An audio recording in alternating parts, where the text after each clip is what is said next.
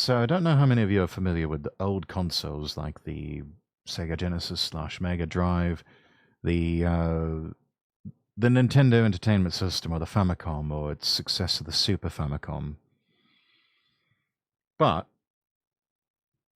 there was another console that tried to compete with a lot of the big names like Nintendo and Sega, and it's from SNK, and it was called the Neo-Geo. Um, and they were obsessed with one thing and one thing only: finally bringing the arcade into the home, which really was one of the mission statements for a lot of other consoles. The Neo Geo actually managed to pull it off. Let's take a look here. This is a long one. This is about an hour long. In the 80s and 90s, there was a slogan that you could find everywhere in all advertisements for every gaming console. It was arcade at home. Unfortunately, that was rarely the case, even though some companies like Sega came close from time to time. We were far from having the same quality in home console games as in arcade halls. And that's understandable because these were two different worlds that had little in common.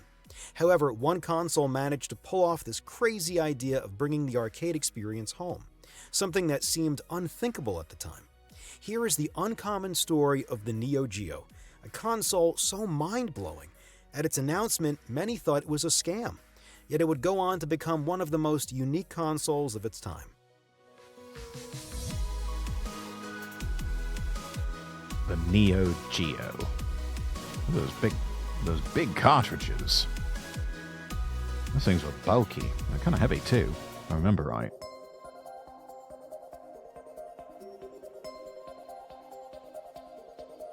In the mid-70s, Eiichi Kawasaki, a Japanese businessman, acquires a bankrupt electronics company without a clear idea of what he'll do with it. He renames it Shin Nihon Kikaku, loosely translating to New Japanese Project or New Japanese Company.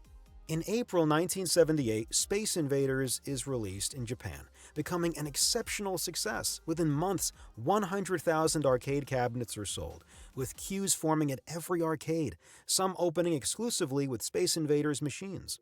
The game's popularity is so immense that there are even stories of a shortage of 100 yen coins nationwide. That is that's amazing, chat. I mean, can you imagine these days someone lining up for something like Space Invaders at an arcade, a cafe, um,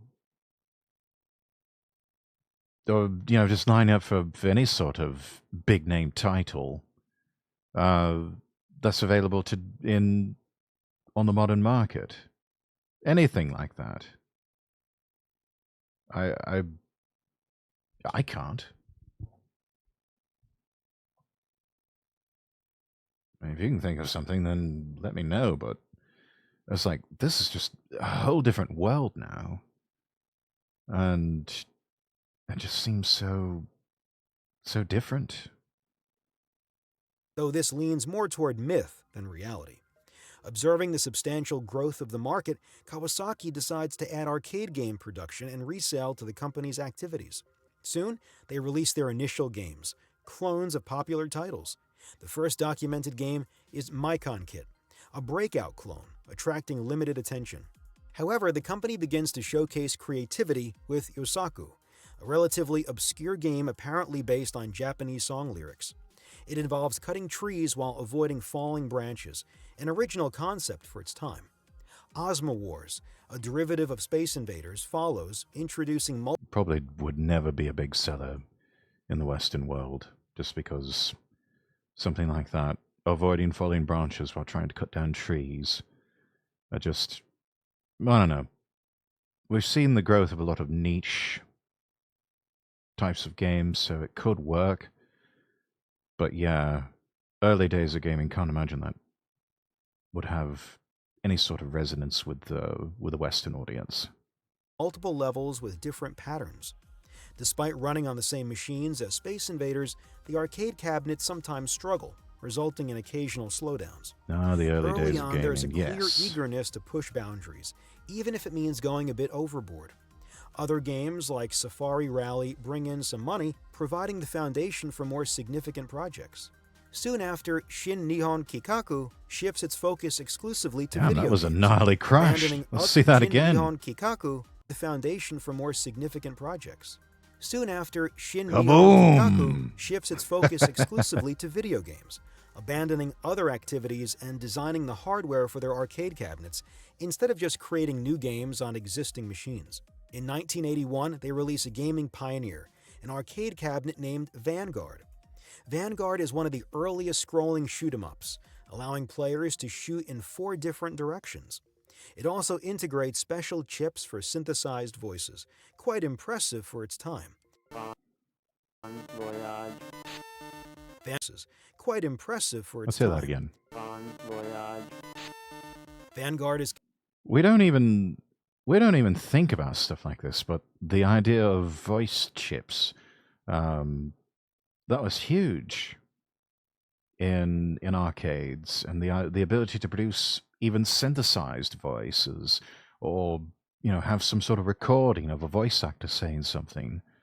Those were hard to do in the early days of arcade games, and even a lot of the home consoles. It got a bit easier with when they brought in optical media.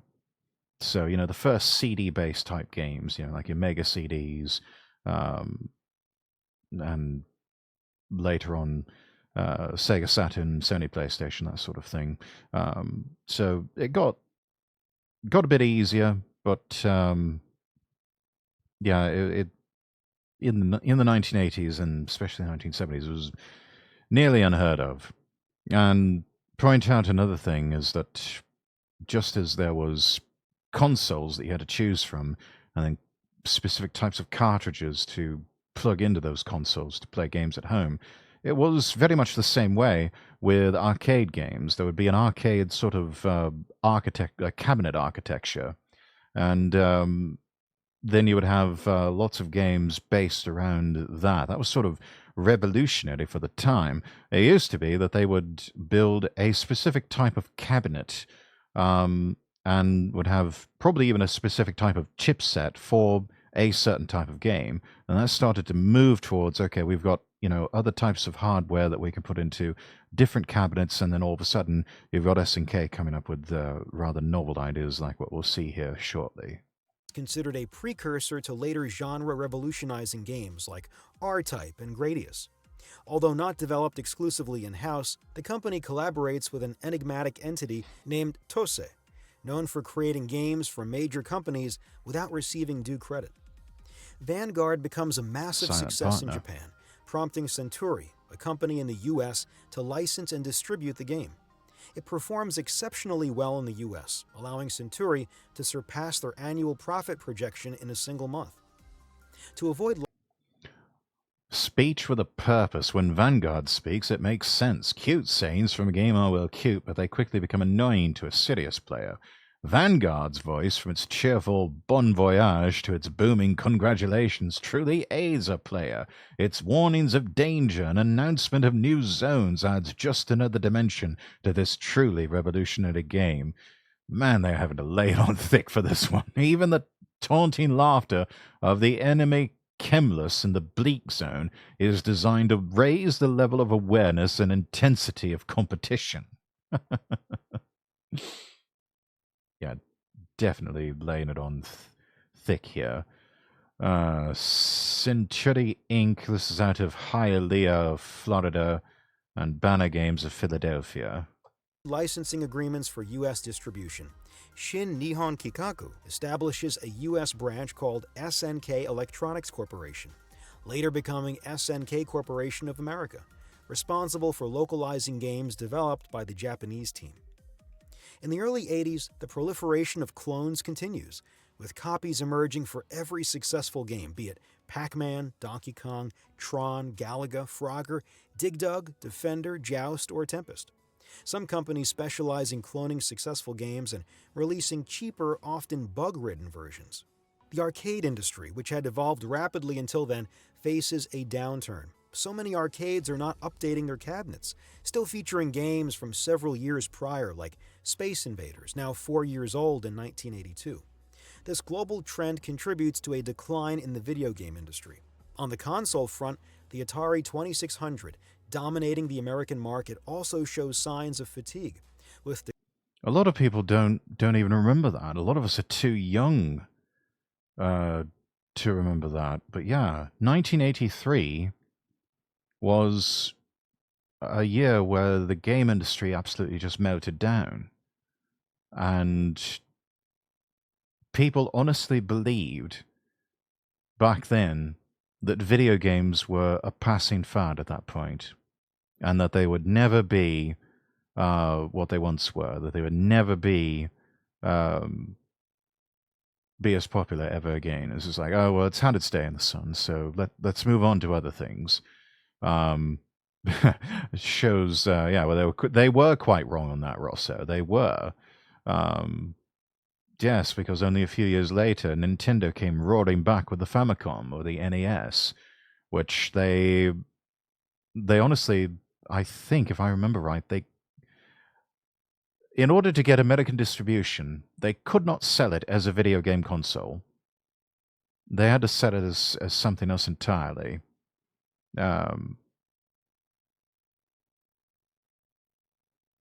What that was, I don't know, but they department stores and FAO Schwartz and a lot of big retailers in America, they just had absolutely no faith. And it's like, look, 2 years ago, the entire business melted down.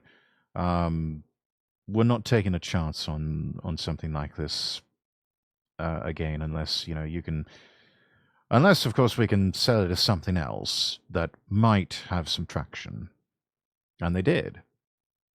And then finally, they got the people comfortable enough to start, making investments in the distribution of video games, of consoles and titles and everything else. declining sales, and a tarnished reputation due to some scandals involving sexually explicit or violent games. To address these issues, Warner Brothers, who owns Atari, pays $25 million to secure the video game adaptation for an upcoming blockbuster, a certain Lord. E.T. Atari was owned by Warner Brothers, one of its major shareholders, and they wanted a game to coincide with the release of the film. Ray Kasser, Atari's CEO, recalls, "I asked Warner when we should release the E.T. game, and they said Christmas 1982. It was July 23rd. I replied to Warner that it takes 6 months to make a game, and it was impossible. He said, well, you have to figure something out because I promised Spielberg the game would be on the shelves for Christmas. So we had 6 weeks to conceive a completely new game, develop it, manufacture it, package it, and sell it. It was a disaster." E.T. was released in late '82 in a dismal state, quickly gaining a reputation as one of the worst games ever created, following the disastrous adaptation of Pac-Man on the same console. With clones, sexually explicit and violent games, and poorly made titles, consumers' trust in video games plummeted. On December 7, 1983, Atari, which had invested heavily and projected a 50% revenue increase in 1983, announced a revised forecast, scaling it down to only 15%. Atari had invested a total of $125 million in the game, yielding only $22 million in returns. The video game world went into panic mode. Publicly traded companies saw their stocks plummet. Many Japanese companies that had recently opened American subsidiaries, such as Namco, Bandai, or Shin Nihon Kikaku, faced significant challenges and canceled numerous new game projects. Arcade shifted focus to pinball or new types of games, offering fewer video games. Some companies, like Mattel, which had released its own console, completely abandoned the video game industry. Many companies declared bankruptcy, marking what is known today as the video game crash. However, in Japan, this downturn didn't last long, thanks to the release of new consoles that had a promising start.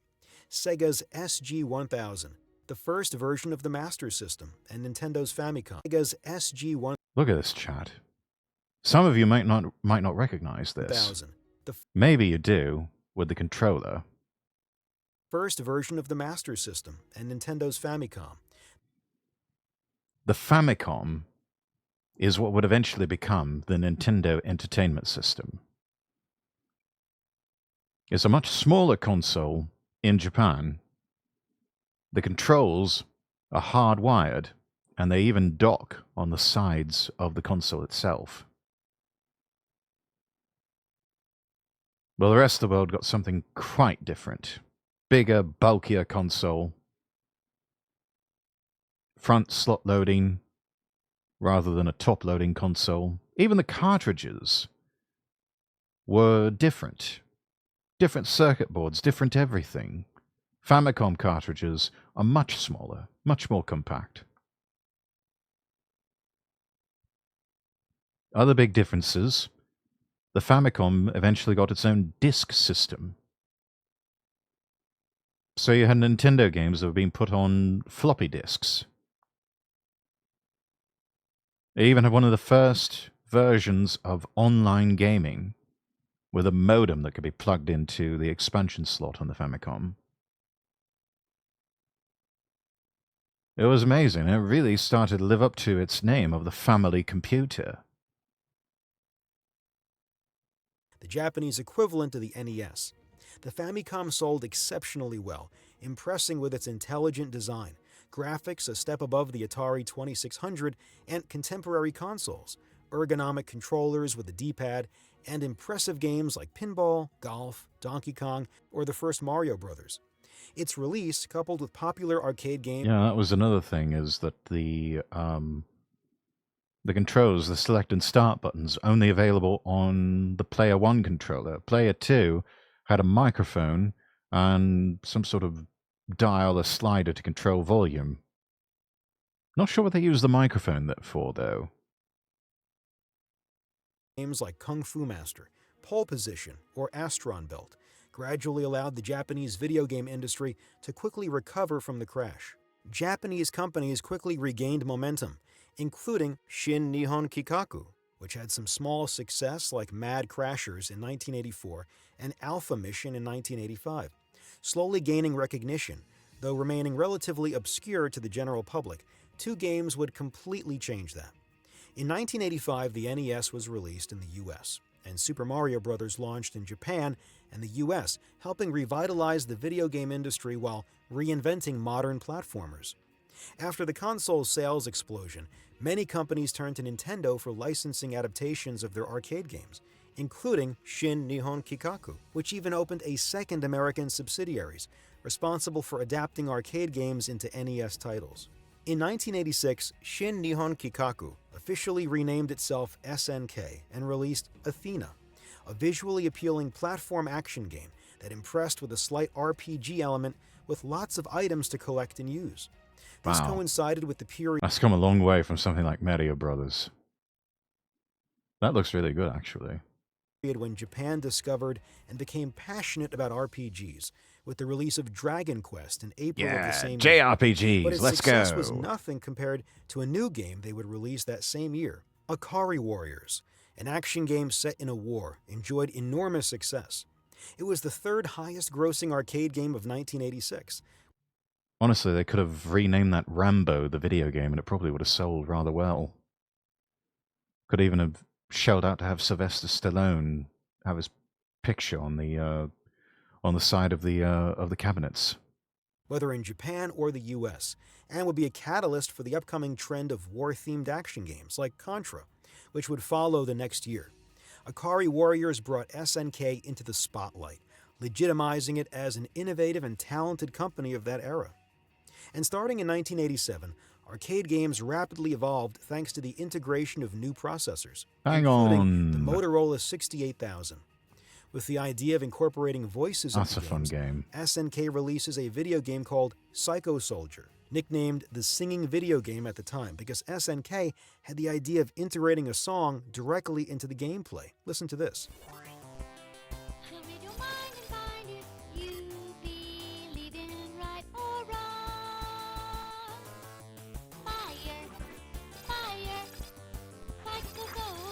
It stood out significantly as, at the time, arcade games had aggressive sounds and effects, and having a song like that softened that aspect, making it unique.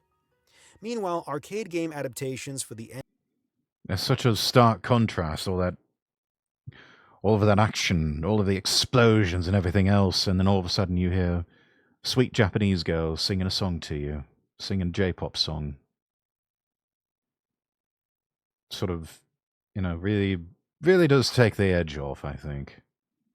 Man, these are really taking me back. I know. It's the same for me, Rosso. This is practically, this is almost, 1990. Yeah, we are getting into my childhood here. As a kid of both the late 80s and of the 90s, this is stuff we grew up on. NES are a massive hit. And these games are not only raking in a ton of money, but also cost very little to produce. The console is selling like hotcakes, prompting SNK to start developing games exclusively for the system, something unimaginable just a few years ago. And these SNK exclusive games also bring in a decent amount of cash. Then in late '87, NEC teams up with Hudson to release the PC Engine, Oh, a the PC revolutionary Engine. console that is... In the US and UK, we got this as the TurboGrafx 16, but I mean, it was basically the same thing. They had these thin plastic cards that were cartridges, and they had the game data on them, and you played a game. I think they only supplied you with like one controller at first, and I don't know if they ever had any like two-player games. Spectre, hello, good to see you. I think Konami eventually bought NEC, and so they've got the rights to all of the PC Engine titles. I actually have somewhere in storage a PC Engine Mini. When all of the everybody was going on about the mini console craze. Started with the Nintendo Mini.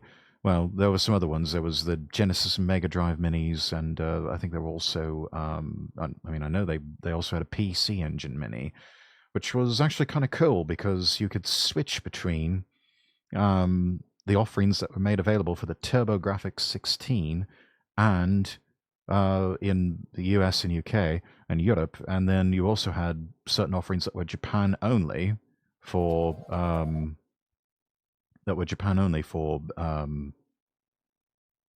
the PC Engine. Hang on, lost my place. There we are. In Japan. Sega introduces the Mega Drive in Japan and swiftly brings it to the United States under the name Genesis, managing to hold its own. A wave of change Genesis through does the console scene, what Nintendo don't. into a much more lucrative market than the arcade halls. Naturally, all of this sparks ideas at SNK. Don't mind me overheating, Lamau. Oh, time for the cold plunge. In 1987, Capcom releases Street Fighter in Japanese arcades, and the game launches reasonably well. However, something bothers players: the controls, managed by a joystick and two buttons, where the characters perform stronger moves the harder you press the buttons. The gameplay is exhausting, and the controls are somewhat unpredictable. To address this, Capcom replaces the controls with a joystick and 6 buttons, 3 for kicks, 3 for punches, with light, medium, and heavy variations. This becomes a huge success, prompting Capcom to quickly export it outside of Japan and adapt it to... I know that with the PlayStation 2, when it first came out, video game publications were just in awe of the fact that Sony had buttons on the D-pad and the the X, circle, triangle, square buttons that you could either press on them gently to do something, with a softer touch, or you could really hit them hard, and you would do something a bit more aggressively. Like with Metal Gear Solid 2, if you slowly, gently release the square button, instead of firing your weapon, you can just holster it or bring it back down. So that was... I'm guessing, though, that for the 1990s, tech like that just wasn't quite ready for prime time.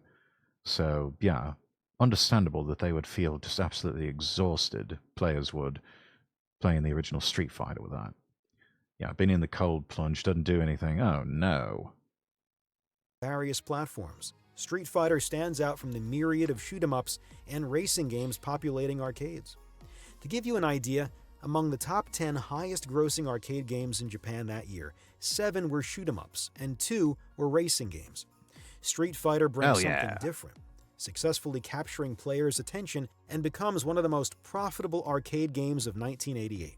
On SNK's side, the game is highly appreciated, and they are actively searching for its creator with the intention of recruiting him. They eventually find Takashi Nishiyama, the game designer of Kung Fu Master, one of the first successful beat-em-ups before he was recruited by Capcom to produce new games, including Street Fighter. SNK attempts to recruit him, but Nishiyama refuses because of his close relationships with other employees and the CEO who personally recruited him. SNK persists. They offer him a dream position, complete creative They're not freedom, giving up. and a supervisory role. Nishiyama isn't entirely pleased with the direction Capcom has taken, leading an entire team and constantly being pushed into a producer role instead of supervising multiple games. His strained relationship with his direct superior ultimately prompts him to leave Capcom and join SNK. Around the late 80s, Nintendo introduces Play Choice 10 arcade cabinets. These cabinets allow players to try out 10 different NES games on the same machine. For Nintendo, it serves as a way to That advertise. is wild. It seems hard to believe these days that Nintendo is actually in the cabinet arcade business. And yeah, at one point, a lot of NES games weren't available as arcade games. Even like the original Super Mario Brothers. It seems almost wild. The same sort of game that you would play at home, you'd go to an arcade and you might actually find Super Mario Brothers and just keep feeding it coins and play Super Mario at the arcade. Well, yeah, that's how it was back in those days. The NES directly to consumers, earn some money, and maintain a presence in arcades. While Nintendo might not be the first to introduce such a concept, several other arcade cabinets with similar features emerged soon after, allowing players to experience multiple games in a single cabinet. Nishiyama, who has recently joined SNK, has an idea that takes this concept even further: the creation of an arcade cabinet with interchangeable cartridges, similar to what is done with game consoles. But where does this idea come from? On a console, it makes sense as it is user-friendly and facilitates game sales. However, in an arcade setting, it seems a bit unusual since the goal is to create and sell cabinets to make money. But on the flip side, it allows for the sale of multiple games and offers several titles on a single cabinet, a feature that arcade owners greatly appreciate. Yeah. In an era where the video game market is booming, the space available in the arcade is the only limitation preventing arcades from making more money. Space is at a premium, especially with arcades. And a lot of places, the space for an arcade game or games is sort of an afterthought. And they're not willing to invest a whole lot of space for a whole row of cabinets. So the idea that they could just have one single cabinet and just rotate out game cartridges to have different games, works in the home console market. They're basically just taking the home console idea and porting it over to the arcade. It's worth noting that during this time, when arcades wanted to offer a new game, they had to purchase or lease a new cabinet for each game, making it a costly affair. While there were These things are expensive. They still are today. I mean, I have no idea what an old version of what do we have here? Galaga or Space Invaders, anything like that goes for. I mean, I imagine we must be talking about something that's at least several $100, maybe even into the thousands. Shit gets expensive, man. So the idea you've got one game cabinet platform and swap out multiple games, Yeah, if you're an arcade owner, you love that. Such as cabinets that could be rethemed and programmed differently for a different game, it was not the norm and involved significant effort. What Nishiyama proposes is that arcades can purchase a single cabinet and then the game cartridges they're interested in, much cheaper, It's obviously, brilliant. and allows for quick adaptation to what the players want. He got this idea because in China or South America, selling arcade cabinets is challenging due to rampant piracy and cloning. Consequently, arcades in these regions order very few cabinets. However, being able to order them just once and subsequently ordering only the games makes the whole process significantly cheaper, potentially benefiting these markets. Hmm. Moreover, the other significant advantage is offering a more expensive cabinet for sale, which means incorporating powerful hardware, much more advanced than the competition, which has to sell a new cabinet for each game. But if this is such a good idea, why didn't anyone do it before, despite some timid attempts? Well, for several reasons. Firstly, it's challenging to design the technical aspect of an arcade cabinet that would work for many different games, because technology evolves rapidly during this era. In just over 2 years, we've transitioned from Driving Force to Outrun, designing a cabinet for Amazing. multiple That's the difference 2 years makes. Driving Force, which just looks like a Fisher Price approach to things, and then the beautiful and gorgeous Outrun. It's brilliant. years is a risk, as it might quickly become technologically obsolete. Secondly, there's the issue of controls. In arcades, each game could offer different controls, with some incredible cabinets pushing the simulation further, like Sega's Hang-On, where controls are handled through a motor Oh, yeah. Hang on, let's back up. simulation further. Yeah, Hang On and Super Hang On, they had versions where you basically mount up on the thing like you're riding a motorcycle, but they've also got the upright standing version. This has got the motorcycle steering controls. I've actually played on the upright type before, and yeah, it's fun. I can't remember. I know I've played some motorcycle racing games that were the ride-on types. Those were also really fun. Full progress of gaming has been quite the interesting ride, yeah. Incredible how far everything has come in 30, 40 years. Like Sega's Hang-On, where controls are handled through a motorcycle handlebar. Having the same cabinet for multiple games limits the type of games available. Designing an arcade cabinet for multiple games and multiple years is a risky gamble, King but one that Panzer, hello, SNK hello. is willing to take. As a result, they enlist the help of Alpha Denshi, sometimes referred to as ADK, which has a similar system. Together, they conceive a monstrous arcade cabinet. At that time, Sega's Outrun is considered really impressive, being one of the first 16-bit arcade cabinets. And the difference is striking. However, SNK designs a cabinet they describe as 24-bit. Technically, 24 bits doesn't make much sense. It's a 16-bit cabinet with an additional 8-bit processor, usually handling the sound, and notably features impressive proprietary graphics chips, It's much more marketing. advanced than what's seen elsewhere at that time. The 24 bits is basically marketing hype. It's still it's still effectively a 16-bit console with, I guess the equivalent of a turbocharger or twin turbo, like what you would have on a car. The design process took almost 2 years to find the right balance and architecture, but by the early 90s, they complete the design of the cabinet, naming it the Neo-Geo Multi-Video System. Why Neo-Geo? Where does this name come from? H.G. Kawasaki explains, All right. the name Neo-Geo comes from the spirit that prevailed at SNK at the time.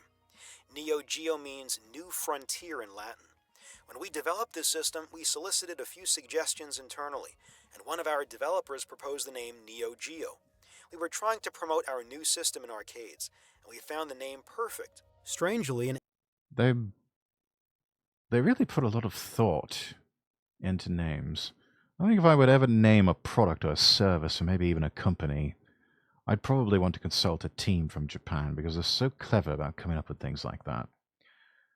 Luna Wolf, hello, hello. Rex, curiosity, did you take slight inspiration from Yakuza on the new model?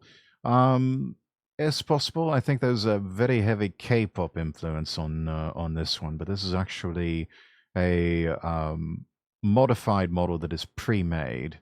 It was pointed out to me by a friend, Lorelei Chow, and I had some modifications that I wanted to make on it that Midas and Verena were very kind to help me make, to where we have what you see here.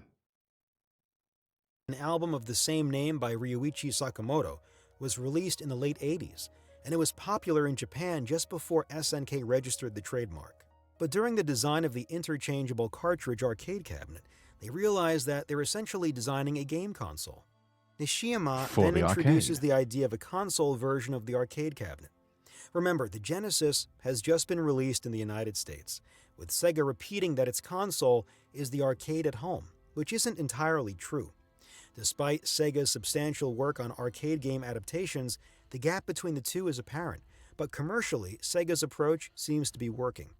There's also the PC Engine, with Hudson's developers working wonders, and some arcade adaptations are excellent, like R-Type, which is genuinely impressive. But SNK can go even further with their arcade cabinet and turn it into a true console with a seamless arcade-to-console adaptation. But in the late 80s, the Japanese economy collapses due to the bursting of a speculative bubble.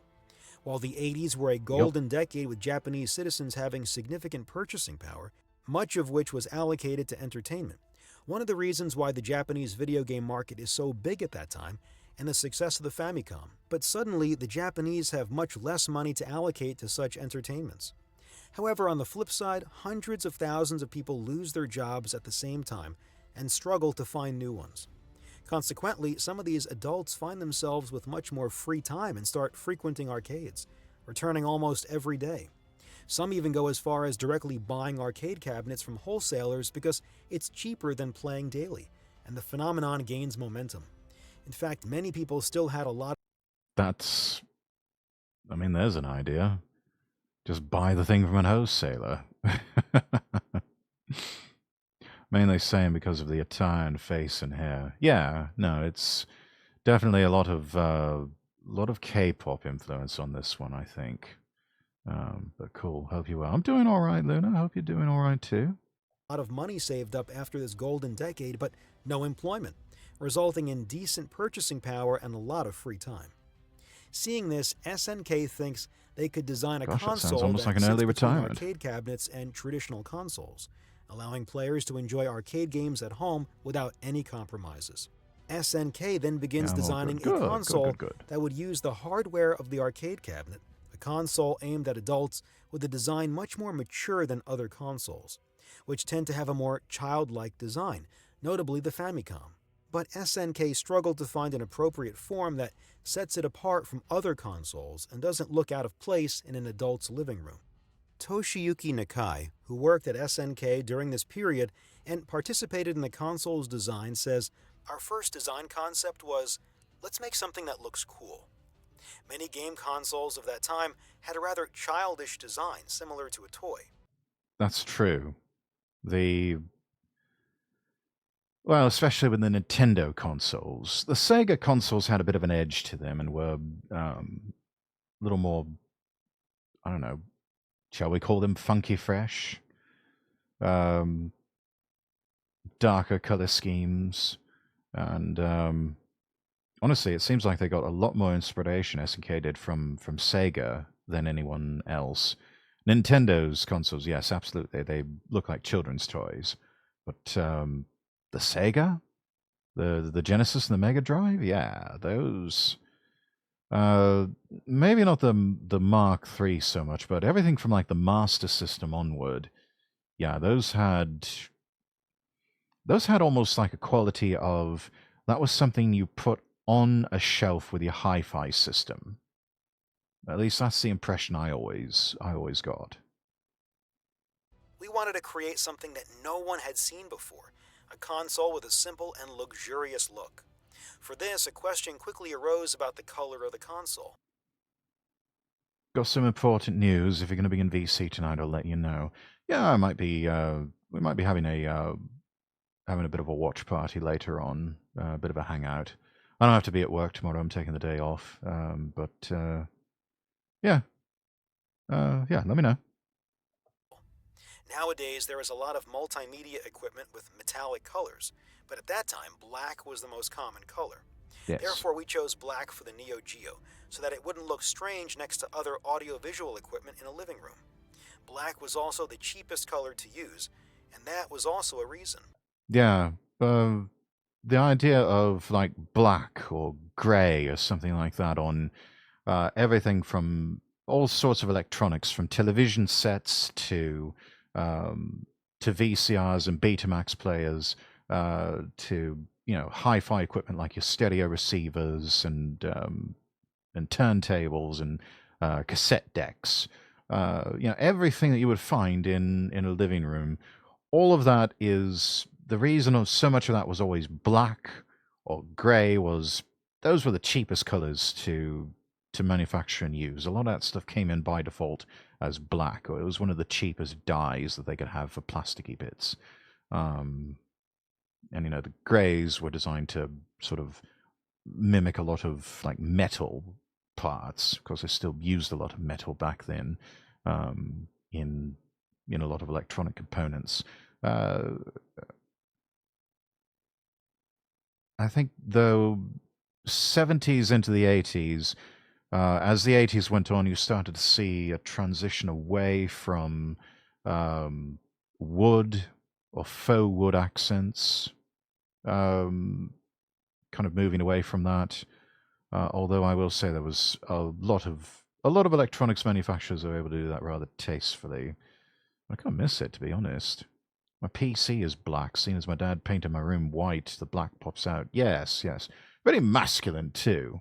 A lot of masculine spaces tend to be very monochromatic. We men tend to prefer our blacks and whites and greys, and very little in between, with maybe some stark splashes of color. SNK gives the console a sleek, somewhat futuristic look that That does look rather, yeah. Even today, that's still, for a 30-year-old console, that still absolutely looks cutting edge. I mean, it looks like something they might even try to sell today. Yeah, gosh, it looks brilliant. That does look like something you could put in a hi-fi system.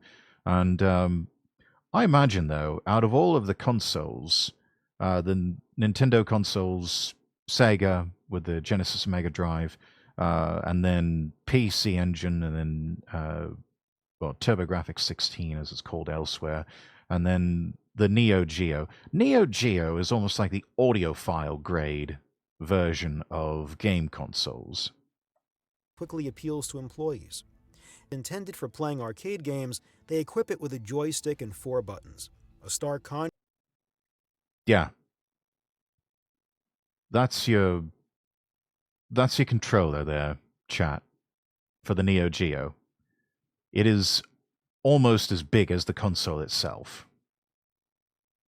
4 buttons, select start, and a joystick.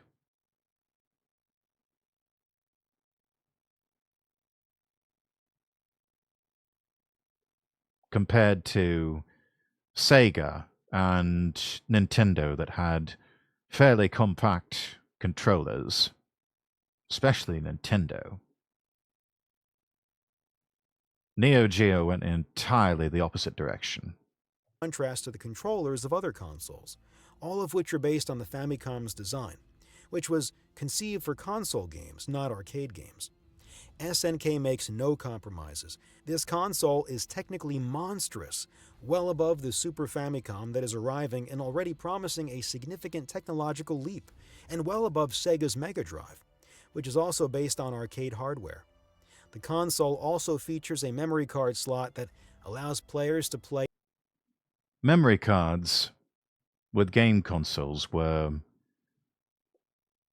fairly unknown. I mean, it was practically unheard of. I think SNK was probably one of the first to make use of a memory card. Before that, it was all password-based saves. Or occasionally with cartridges like Sonic 3, you had memory that was built right into the chipset. Play in arcades, save their progress, and continue the game on the console afterward. That's why they did it. That's why they did it. That's why they came out with a memory card system for the Neo-Geo.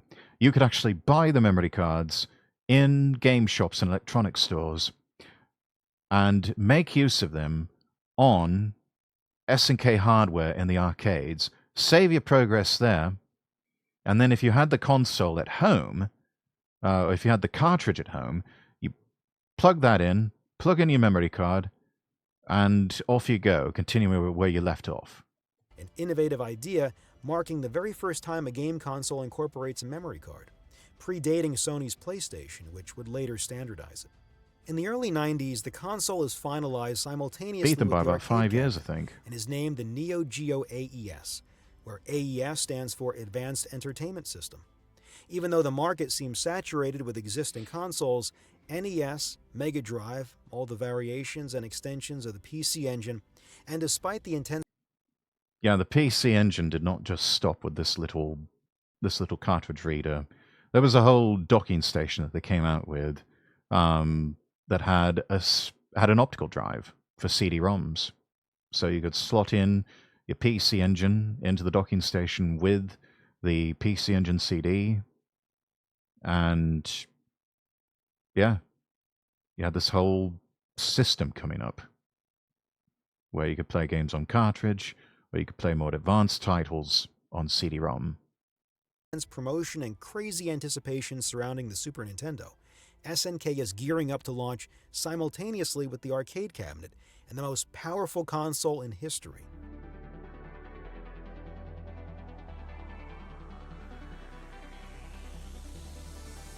Throughout the console's development, SNK faced a significant challenge. They needed games to launch with the console to showcase its technical capabilities. SNK is a modest company, far from having the resources to manage both the design of such a unique console and the development of games simultaneously. This period became extremely challenging for the employees. Toshiyuki Nakai recounts, "The console's design and the development of launch games were a very challenging period. Trying to meet all of these very short release deadlines was really stressful. Since we were short on time, we split the team into two, a development team and a testing team. We operated on 24-hour development cycles, with one team working during the day and another working throughout the night. We used the company's meeting room as a place to sleep, and if you didn't find a spot early enough, it became even more challenging. It was tough for the development teams, but also for the marketing and promotion teams, who were understaffed. It was challenging for everyone." Man, I'm going to take a salaryman approach to game design like that? Sleeping in a conference room? Having to fight for a spot to sleep in the said conference room? That's nutter. In January, we had to organize events and presentations. Then in April, there were game releases that couldn't be delayed. It was a hellish schedule. And of course, we didn't have holidays for the New Year. I vividly remember eating my New Year's meal in a bento box at work. That's sad. That's just sad. I'm sorry. But, I mean, they made history. Gotta give them that. After an intense period for the entire company, 5 games were developed in parallel with the Neo-Geo and would constitute its lineup. Top Players Golf, a comprehensive golf game surpassing others in the market. Baseball Stars Professional, a stunning baseball game. Mahjong Kyaretsuden, a mahjong game, considering that mahjong games held significant importance in Japan, especially for attracting a slightly older audience. Nam 1975, a third-person shooter graphically impressive, and Magician Lord, a platformer regarded as the best launch title. What quickly becomes apparent from this lineup is how diverse it is in terms of game types, offering 5 entirely different games, and more importantly, these games are clearly aimed at a more mature audience, emphasizing sports, mahjong, a shooter, and even the platform game with a much darker universe than those seen on other consoles. Yeah, this is definitely not kiddie stuff. The Neo-Geo was presented at the end of January in Japan, and then in February 1990 at the Japanese Amusement Expo, a massive trade show where arcade innovations are showcased. SNK presented both the Neo-Geo MVS arcade cabinet and the Neo-Geo AES console. It quickly caught the attention of industry professionals who were completely won over by the idea of an arcade cabinet with interchangeable cartridges and multiple games included. SNK emphasized that a new game would cost half as much as a new arcade cabinet. However, the console itself was not widely discussed because SNK positioned it as a rental console for bars, hotels, and restaurants, not as something sold to the general public. Some journalists were skeptical, thinking it was a bluff by SNK, believing that a console could never be compatible with arcade games. In March 1990, the Neo-Geo makes its debut outside Japan at the American Coin Machine Exposition, showcasing several impressive games. Once again, it leaves a significant impact. Arcade owners, recognizing a fantastic opportunity, decide to place orders. The console and games also garner attention for their advanced features compared to the competition. SNK follows a similar strategy for the console, announcing it for professional rental. While some express interest in the technical prowess, there are skeptics who wonder if it might be a bluff from SNK. SNK heavily invests in Neo-Geo's promotion, introducing a masked mascot named G-Mantle. This character, resembling popular figures like the Iron Mask from the Japanese series The Three Musketeers anime, or the character Mantero from a popular Japanese series at that time, G-Mantle adds a mysterious aura to the Neo-Geo brand. He appears on flyers and during events, contributing to the brand's enigmatic image. That looks like some creepypasta right there. The arcade cabinet hits Japan in April 1990 and quickly becomes a massive success, establishing itself as the most profitable and popular arcade machine. Players appreciate the option to choose from multiple high-quality games. And look at those cartridges. Those things are massive. It's like they're plugging in books or something. And they can plug in 4 of those. Incredible. SNK's investment pays off immediately, propelling the company to the forefront of the Japanese arcade market. The Neo-Geo MVS sees similar success in the United States upon its August 1990 release. It becomes ubiquitous, generating substantial revenue for SNK. From this point forward, we are going to focus on the console, which experiences a more eventful life cycle. When referencing the Neo-Geo, it will specifically denote the console. In Japan, the console is initially released in hotels, bars, and restaurants, attracting significant demand. There are even Japanese gamers that visit these establishments just to play the console, since it's cheaper than playing in arcades. Subsequently, SNK introduces a rental program for individuals through arcades and specialized stores. Many Japanese players rent the console, captivated by its technological superiority, high-quality games, and the opportunity to experience arcade-level gaming at home. The idea of renting a console, I mean, we've heard, those of us who are old enough to remember, you could rent video game titles, but the idea of renting an entire console, that very rare, we'll put it that way. SNK decides to release the console. I remember with several American video rental shops, there were some that had whole consoles available to that you could take home. Trouble is, they always wanted a security deposit of what was roughly the price of a brand new console. So to rent the console, you not only had to pay the rental price, but you also had to basically pay for a console if anything happened. So not too many people took them up on that because, you know, at that rate, if you've got that much money, you may as well go out and buy the console, which I think a lot of people did. To the general public in early July 1991 in Japan. albeit at a steep price of 60,000 yen, 3 times more expensive than the Mega Drive. Despite the high cost, initial sales are good, meeting the anticipated demand. American magazines quickly pick up on the buzz, presenting this formidable console as light years ahead of the competition, describing it as mind-boggling, with the ability to display 380 sprites on screen simultaneously, 5 times more than the Mega Drive or PC Engine, and twice the color display capacity of Nintendo's anticipated Super Nintendo. The hope is that the console will eventually make its way to the United States. In June 1990 at the CES, the Neo-Geo was presented only to professionals away from public view in a rather discreet manner. The fortunate few journalists who had the chance to try it out came away astonished. The machine's performance is incredible. The June 1990 super CES console. had a strong emphasis on portable consoles, featuring the Game Boy, Lynx, and Turbo Express, so the Neo-Geo, already surpassing other home consoles, left a lasting impression after testers had spent time with Game Boy games. Unfortunately, it was not presented publicly. It remained confidential, which was not a promising sign. Why didn't SNK showcase the console publicly or announce it outside of Japan?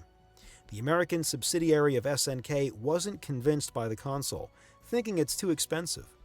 In Japan, thanks to the economic context and the thriving reputation of arcades, the Neo-Geo made sense and found its place.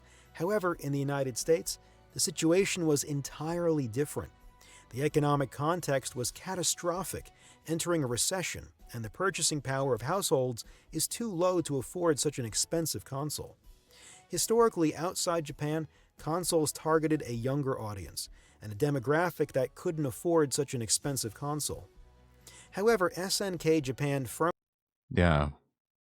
Usually, consoles in North America would cost about $200 US back in those days, maybe 150. And then slowly they started creeping up towards $300, $400. And yeah, nowadays, if you want to get a PlayStation 5, you're looking at what, $500 at least?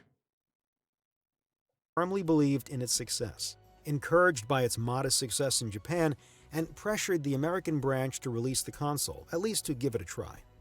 This back and forth lasted for weeks. SNK announced the console in the United States, then retracted the announcement. The announced release date passed without the console hitting the shelves, but SNK America noticed that the console was being directly imported from Japan by some stores, with a few units selling here and there. Ultimately, SNK America gave in and announced the console for the end of 1990 in the United States. Yeah, that's already off to a bad start. You don't announce it, then retract the announcement, and then give in when all of a sudden grey market importers are just, it's like, well, screw you, we'll have it imported anyway. So yeah, but it looks like they're showing off some old articles about these, about the game prices and everything else. I think I might have missed if they mentioned how much the price was for the actual console itself. Hang on. They took a cautious approach, producing only a tiny number of consoles and games, selling them slowly, which significantly limited. Yeah, here we go. Neo-Geo console has been knocking vidiots out in Japan, and some US game distributors have already been selling these Japanese systems at a street price of $550. Back in the 90s, that was an astonishing amount of money. That includes a system unit and one controller. Japanese game carts run between $250 and $300. So 2 game carts for these, and you could buy another Neo-Geo. I mean, yeah, I think it's already starting to look a bit bleak for them. The Neo-Geo Green system, yeah, $400 for system unit, one controller. The investment in economic. $599 you can purchase the Neo-Geo Gold system, which consists of Ultimately, SNK America gave in. the System 2 controllers and one game, either NUM75 or Baseball Stars Professional. US versions will also include an RF converter in addition to audio-video sockets. Yeah, that was the other thing, is that back then they didn't really go in for the whole RCA cables. You had to use an RF converter. So you had to bypass your antenna connection to make that work. Japanese packages do not have the converters. Game carts max out at $199. Jesus. $200 for a game cartridge. Now you see why I call this the audiophile console of game consoles. And announced the console for the end of 1990 in the United States. They took a cautious approach, producing only a tiny number of consoles and games, selling them slowly, which significantly limited the investment and economic risks. It arrived in the United States at the end of 1990 in a package containing 2 controllers and a game of choice at the staggering price of $600. Jesus. In 1990, $600 is equivalent to $1,400 today. Oh my It's an God. astronomical price. The games also cost $200 of the time, equivalent to $450 $450 today. That's eye-watering. Oh my God. Oh, no wonder they didn't last very long. Jesus. This was unthinkable even back then. Oh my God.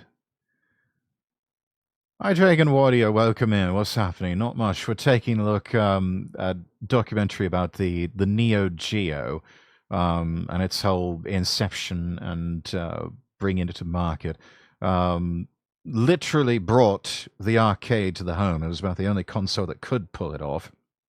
But as you can see here, at great cost, this came out in 1990, and adjusted for inflation, the entire console itself cost about $1,400, and game cartridges for this were $450 back then. Well, you know, $600 in 1990, $200 for cartridges.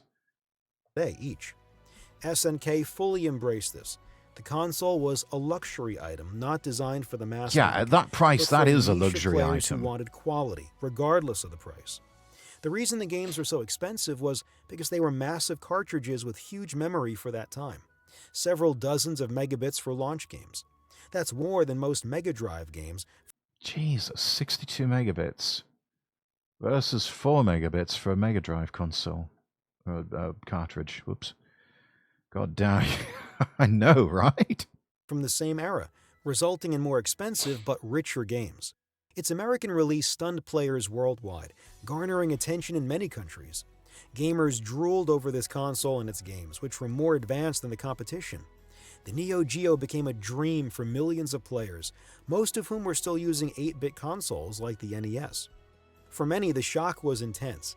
It seemed to come from another world. In the United States, a rental system was put in place, allowing many players to try out this monster. Similar to the PC Engine, in Europe some independent resellers started importing it, like in France, where the Neo-Geo became available through Guillemot International, a company owned by the founders and leaders of Ubisoft, the Guillemot brothers. They brought the console to France by the end of 1990, where it quickly gained a great reputation as the ultimate but also an unattainable console, with prices even higher due to importing. A rental system was also established here, but retailers simply refused it. Renting a console was not common in France. They opted to sell it, significantly limiting the number of people who could try the console. Yeah, the idea of the idea of renting a console is just so foreign to a lot of Western people, a lot of people in the West. We're happy to rent games, but consoles, it's be like, rent a VCR, rent a television set, rent a cable box. It's like, no, you want to own it. Unlike the PC Engine, which seemed to appeal to a larger audience, the Neo-Geo was distributed all over Europe, albeit in limited quantities, highlighting its recognition and renown. But this is just the beginning of a console with a tumultuous history and a Japanese rivalry that will change everything. Rivalry for the belt. The year 1991 began with a promotional campaign for the Neo-Geo. Hang on a minute, what's this saying? The year If you're still playing Sega, NEC, or Nintendo, you're nothing but a weenie. If you're playing the incredibly high-powered Neo-Geo system, you're a real hot dog. 1991 began with a promotional campaign for the Neo-Geo in the United States, featuring a wildly popular advertisement that showcased a comparison of the Neo-Geo against other consoles. It's simple. Would you rather be a cold weenie or a real hot dog? Tough Talk will think it over. Why fool around with limp, underpowered 16-bit systems when Neo Geo now offers the hottest, most advanced video entertainment system in the world? Fact. Neo Geo simply outmuscles these guys with big names. Neo Geo offers huge 330 meg hardware setup that delivers robust 15-channel real voice stereo sound, unmatched graphics with over 65,000 vivid colors of amazing detail. Remember when we used to actually give a damn about this sort of thing, chat? Not to mention effects with four-dimensional realism.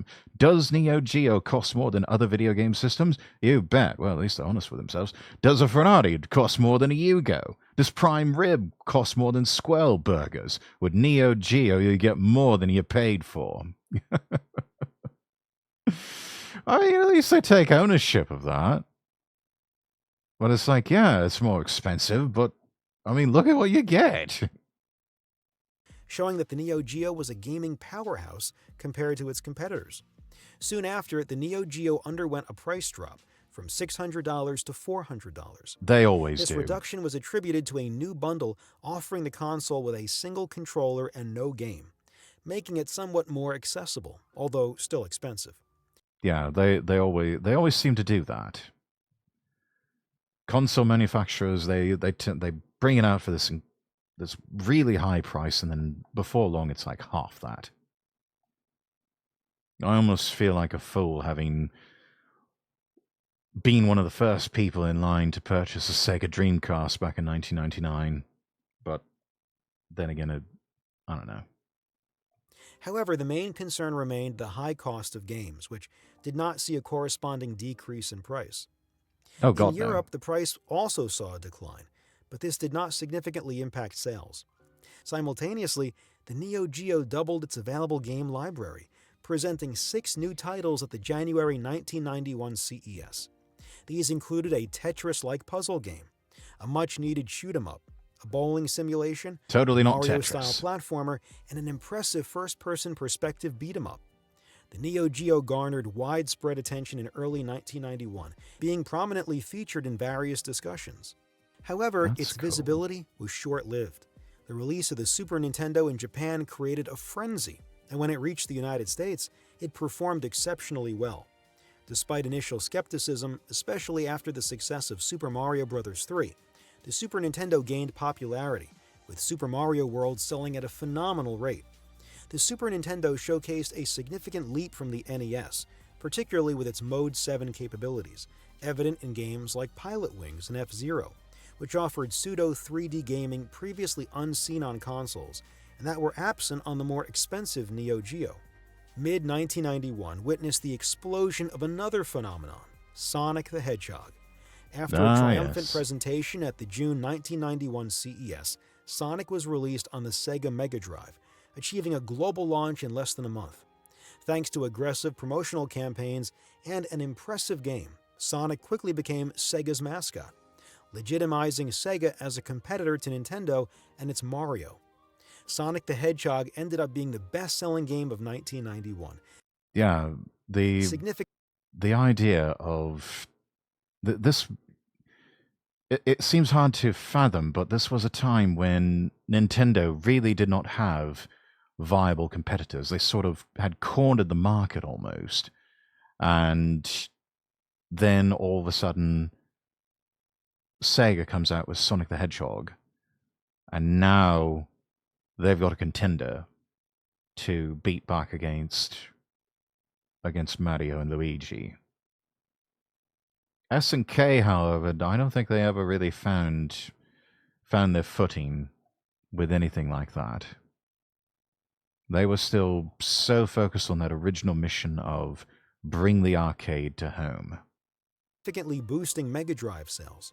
The Nintendo versus Sega rivalry took center stage, overshadowing all other consoles, and the Neo-Geo faded from the spotlight. Magazines Yeah, briefly people just mentioned it, forgot but about the Neo-Geo. everyone quickly forgot about it as Nintendo and Sega engaged in fierce competition, releasing big games every month with new promotional campaigns.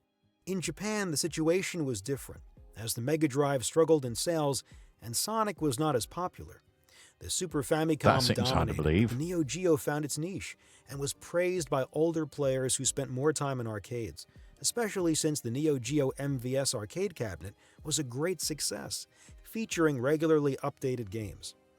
But why did the Neo-Geo have so few games compared to its arcade counterpart? Because SNK clearly favored the arcade and did not want to directly compete with arcades using its console. Consequently, games took several months to make their way from arcades to the console. Initially, SNK had announced a 6-month gap between arcade and console releases. Yeah, they're not going to cannibalize their arcade sales. So no matter what, there will be a gap.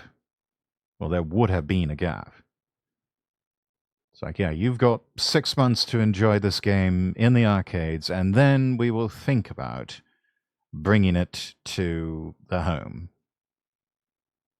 This sort of way of thinking is just, I mean, nobody hardly goes to arcades anymore. They're an endangered species now, and practically extinct in many spots. So it's entirely different way of thinking now. But yeah,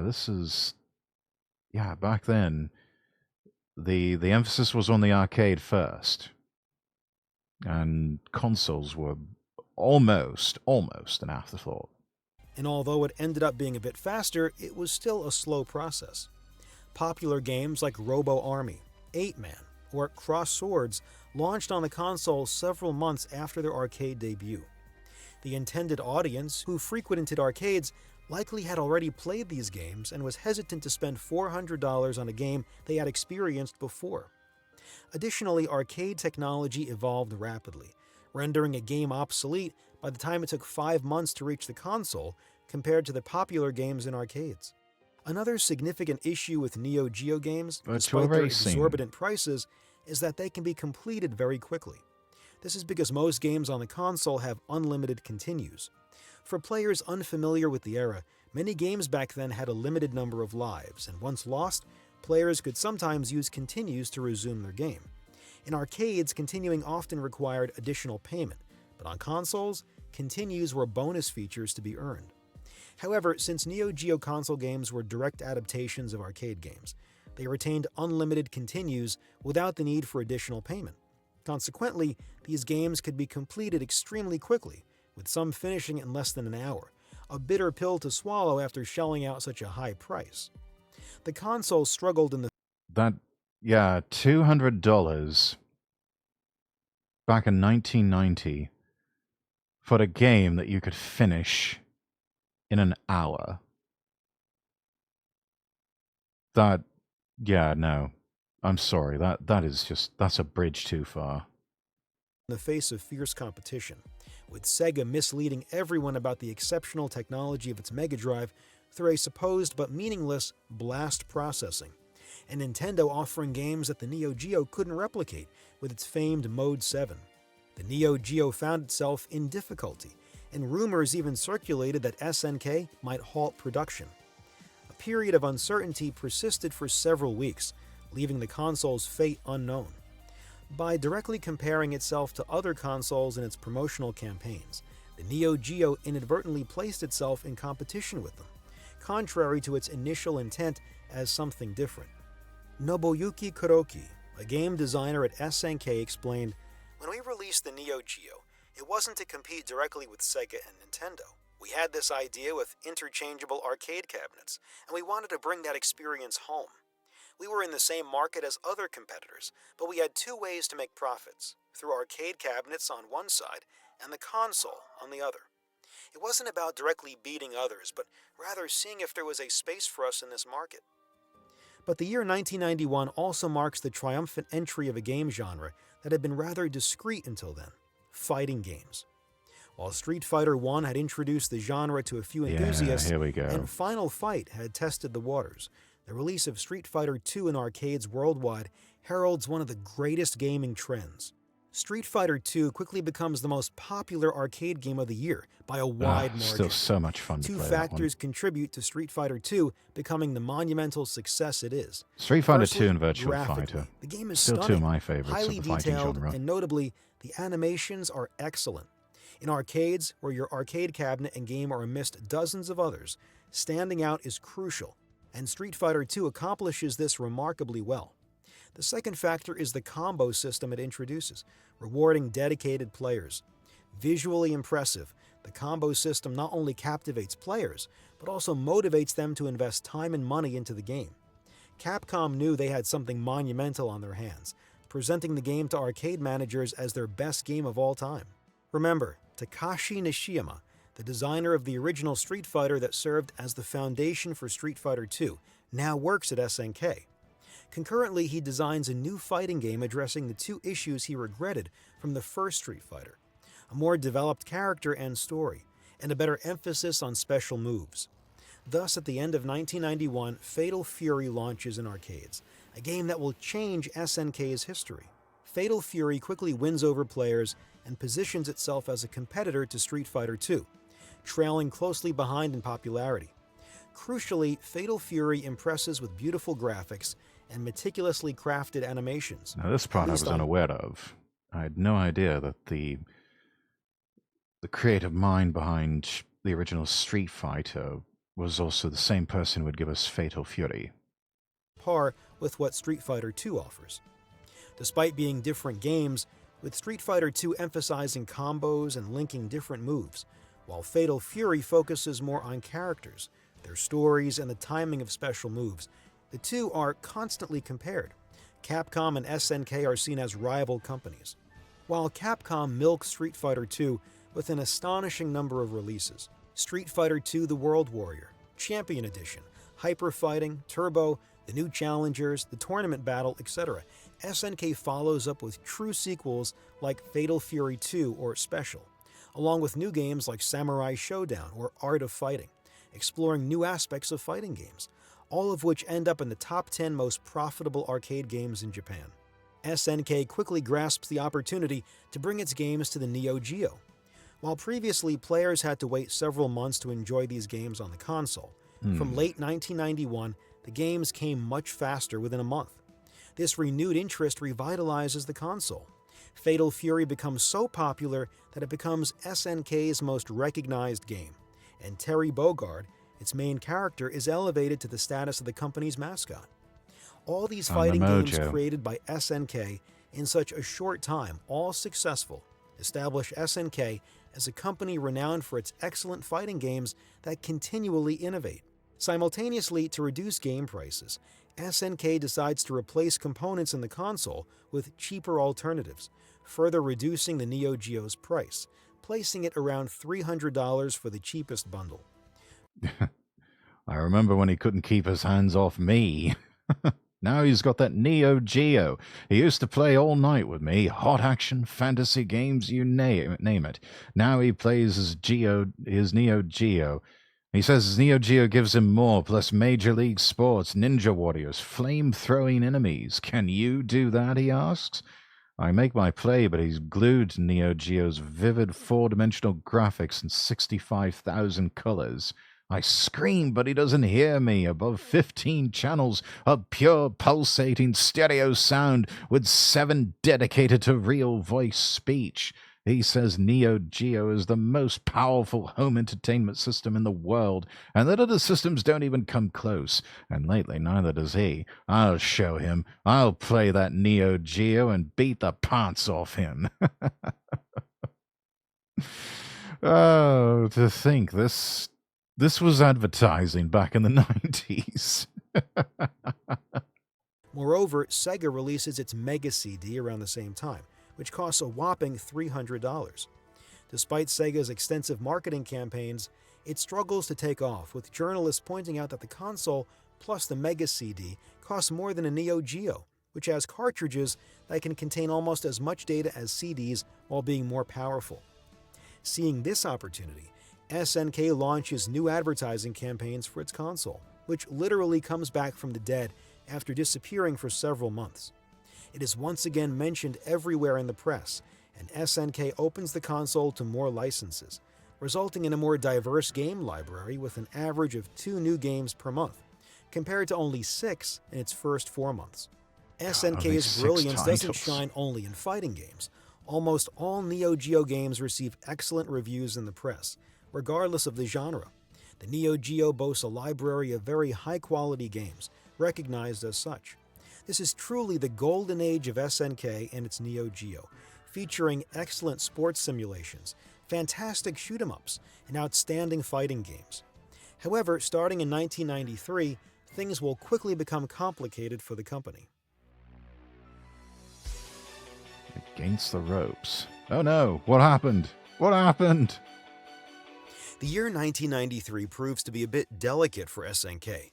Unlike the previous year, almost all of the company's games are fighting games, and very few games will ultimately see the light of day. Less than 10 for the entire year, including arcade releases.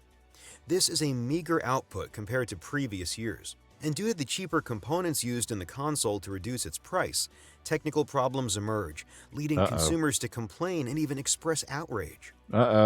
After paying a fortune for the console and games, they find themselves dealing with technical issues.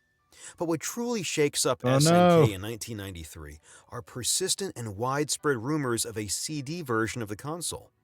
Although rumors of a CD add-on for the Neo-Geo have been circulating since 1991, their origin remains unclear. However, it seems logical since the major issue with the Neo-Geo is the high price of game cartridges, still around $150 of that time on average. With CDs, game prices would be much lower, as CD production costs are significantly less than cartridges. SNK's games are also being ported to other consoles.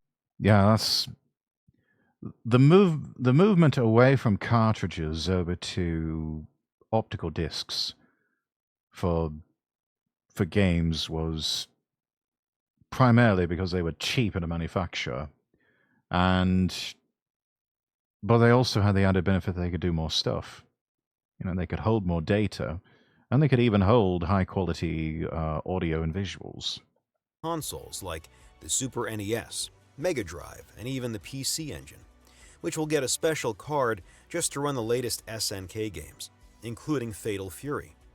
Rumors circulate that Hudson, to secure the rights, would develop a CD drive for the Neo-Geo, similar to what was done for the PC Engine. This is semi-confirmed by some company executives in Famitsu. SNK is indeed working on a CD drive for its console. However, SNK quickly puts this project on hold because Sega's Mega CD isn't selling well. The Super Nintendo still lacks its CD drive manufactured by Sony and later Philips, and especially because the 3D... Yeah, that never materialized. The Super Famicom never. I don't think they ever got. No, they never got. They never got a CD add-on. Genesis got the Mega Sega's CD. Mega CD isn't selling well. The Super Nintendo still lacks its CD drive. I still think that looks so cool, especially when you pair that up with the 32X. You have, and then put inside the 32X the Sonic and Knuckles and Sonic 3 cartridges on top of each other.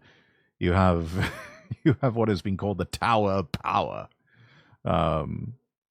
Yeah. I personally loved the Mega CD. Had a lot of really fun games on there. Drive manufactured by Sony and later Philips. Though, fun bit of trivia about the Super Famicom CD chat. I do believe that that was something that was, I think, originally going to be. Nintendo had looked at the idea of doing something, I think, with Philips, and then, yeah, Sony And I can't quite remember how that shook out, but I do know eventually they were working together with Sony. Sony had originally approached Sega about just effectively giving them their CD gaming technology. And it's like, we don't really know what to do with this. You guys, you got that whole Mega CD thing. Why don't you just take this uh, and use it? We'll sell it to you. And they're like, no, no, no. We've got our own thing here that we're developing for the Sega Saturn. We don't need you. Be off with you. And Sony then approached Nintendo. They got as far as the prototype stage, and eventually it was, and then finally, Nintendo scrapped the project. Sony was like, well, we've come all this way. Why don't we just make our own game console? See if we can't get some money back from this. And from that, the idea of the Sony PlayStation was born. And especially because the 3DO is introduced, utilizing CD support. SNK is cautious because investing in a CD drive is costly. The 3DO, despite its CD support, is a massive failure due to its astronomical price of $700 at that time. I remember playing the original 3DO. I think it was the Panasonic version that I played, the Panasonic Real. Yeah, it was, it was all right, but $700 for that? No. And there was nothing that really wowed me in terms of games. So I think I played one racing game, one rather futuristic racing game, at an electronics shop on the 3DO. I was like, it's all right, it's fun. But it's not as fun as my Mega Drive. So yeah. Not only that, but I think Mum saw the price of the 3DO, and she's like, not only no, but hell no, fuck no, fuck that. not paying $700 in the 90s for a fucking video game console. It's just not going to happen. Equivalent to $1,500 today. Jesus. The CD drive was an extremely expensive technology during this era, making it challenging to sell a console at such a high price, overlapping with the Neo-Geo's market for more affluent consumers. Despite that, in January, Eiichi Kawasaki, SNK's CEO, officially announces a CD drive for arcade cabinets and the Neo-Geo console. He states that game prices will be cut in half, with an expected release date in June 1994 for arcades and a bit later for the console. This announcement immediately grabs attention. And they went in 32 February bits. 1994, new rumors surface, suggesting an entirely new console, a Neo-Geo 32-bit console directly competing with Sega and Sony, both of which had announced their 32-bit consoles for the end of the year in Japan. Look at that prototype.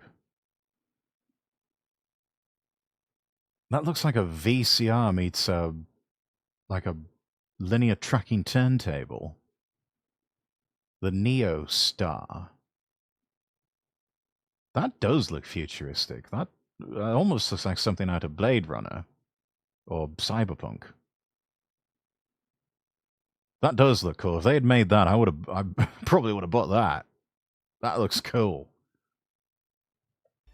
The console is named, especially if it had enough blinky lights on it, Neo Star, and is rumored to focus on 3D gaming, aligning with the growing interest in this new dimension.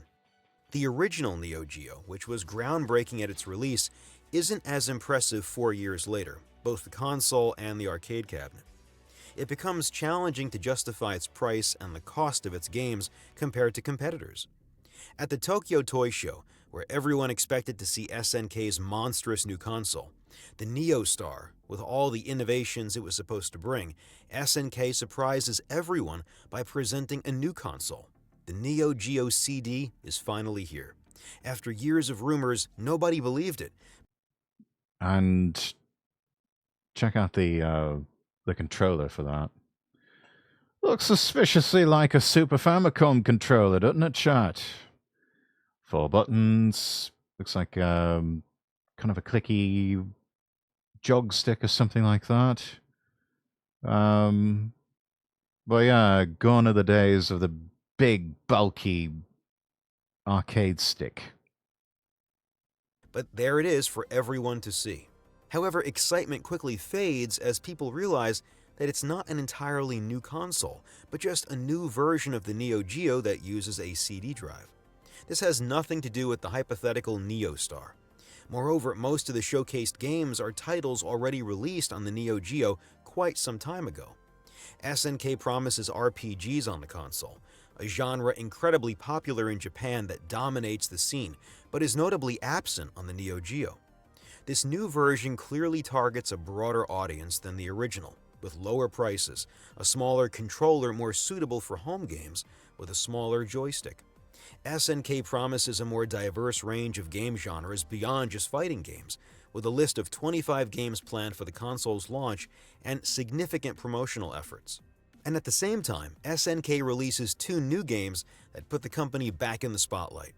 The first one is Windjammers, a game similar to air hockey where 2 players violently throw a frisbee, trying to pass it behind each other and score points. It offers immediate gaming pleasure with its dynamism and surprising depth for what That seemed does to look be a like simple fun. Pong variant. The other game is King of Fighters 94, a crossover between Fatal Fury and Art of Fighting that builds on the gameplay of those series to offer a 3-on-3 fighting game with characters taking turns, something very original that becomes one of the most profitable games of 1994, surpassing legendary titles like Ridge Racer, Daytona USA, or Parodius, becoming SNK's trademark. However, the year 1994 is also the year of the relentless promotion of the PlayStation and Sega Saturn. Every month, they are in magazines' headlines with the latest news and the upcoming fight. Sony's entry into the gaming world generates great curiosity and enthusiasm, making it challenging for others to stand out. Even the 3DO and the Jaguar are completely overshadowed. Additionally, Nintendo sees the release of God, the Jaguar. There was. That one turned out to be a huge disappointment. It was actually the Atari Jaguar was it was the first 64-bit console. Long before the Nintendo 64 came out, the Jaguar beat everyone to the punch. And like so many other cartridge-based consoles, it too had a CD add-on. So it could play both CDs and CD-ROMs and cartridges. And it just never found its footing.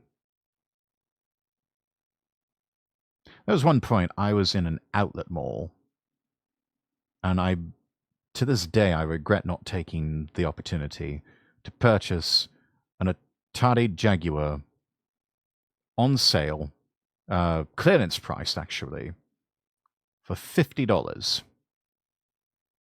This was some years ago, maybe just a few years after they had decided to exit the market.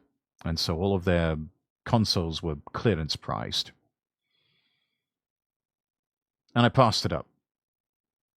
And probably 10 years later, maybe 15, I see those same consoles going for $300, $400, $500. Oh, look, there's a monkey.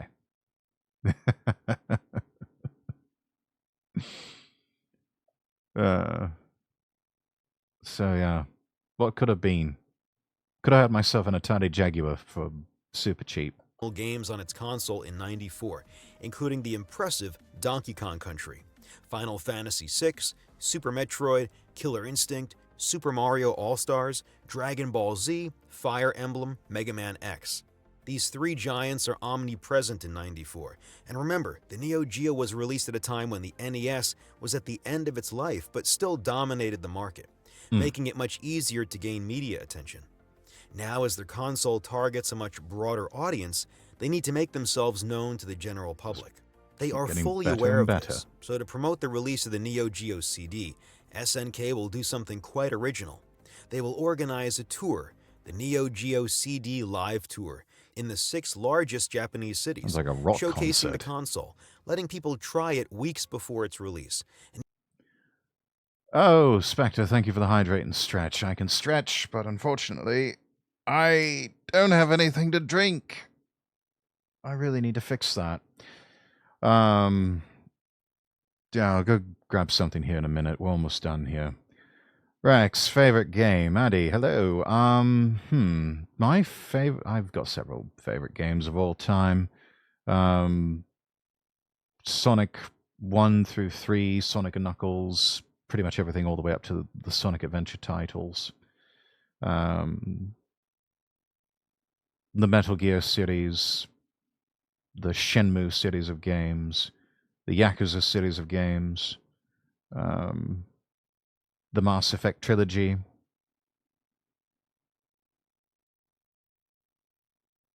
Gunstar Heroes, that was a classic title for the Mega Drive. Yeah, those are all my favorites. I grew up as a Sega boy. We really did not have any Nintendo consoles in my house. It was all Sega, and stuck with Sega from the Mega Drive through the Mega CD and Super 32X, up to the Sega Saturn, and then ending with the Dreamcast. And even organizing tournaments on site featuring the popular fighting games from the company. This tour is a success, generating buzz and introducing the console properly to the Japanese audience. It concludes in Tokyo in September '94, and by the end, the console is available. The Neo-Geo CD arrives in Japan in limited quantities with the front-loading model, where you insert games directly into the console, and its launch is a success.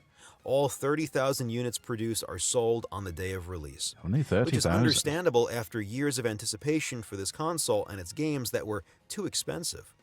Someone's Moreover, jealous. it comes out a few weeks before the Saturn and the PlayStation.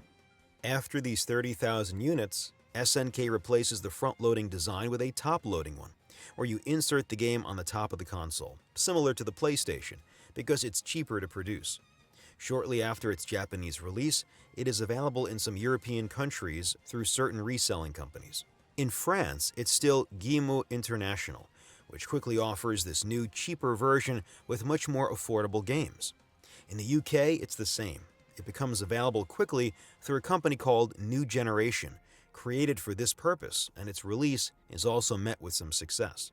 But soon players will realize a massive issue with the console. The loading times are atrociously long, Yeah. 30 seconds of waiting at the start of each game, with additional loading times that sometimes stretch up to 1 minute. It's way too much for playing a game, especially when many were already complaining about PlayStation games and their loading.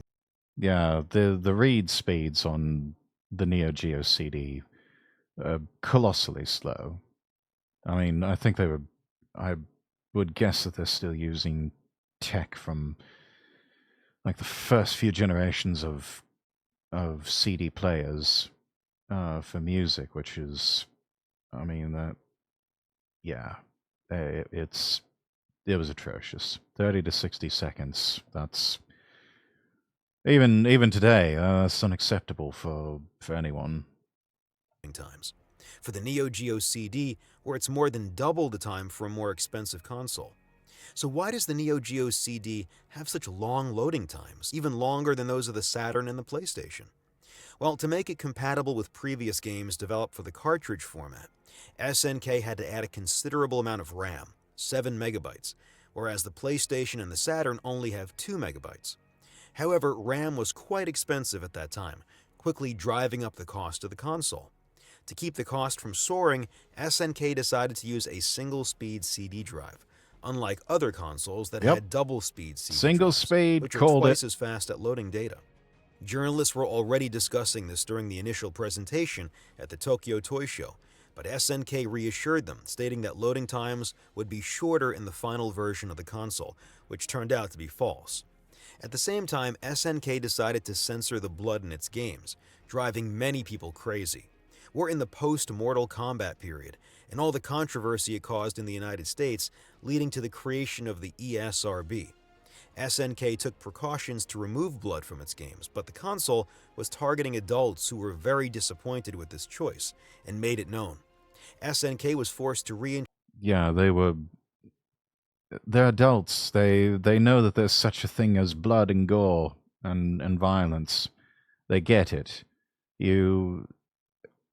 This seems like just excessive arse covering that the lawyers told them they had to do this and just got them to scare the hell out of them until they finally did. introduce blood, accessible via a blood code, a special code in the games to let players choose. But at the same time, the Sony's PlayStation and the Sega Saturn are finally released in Japan, and the duel begins. A duel that will be A lot of people don't remember this. US and European models of the Sega Saturn were black color scheme, pretty much all black. Polar opposite, pardon the pun, with the Japanese version of the Saturn, which was actually white. And you got a multicolored D-pad with these, pink or grey shoulder buttons and green, yellow, and blue A, B, and C button. A lot of people don't remember that.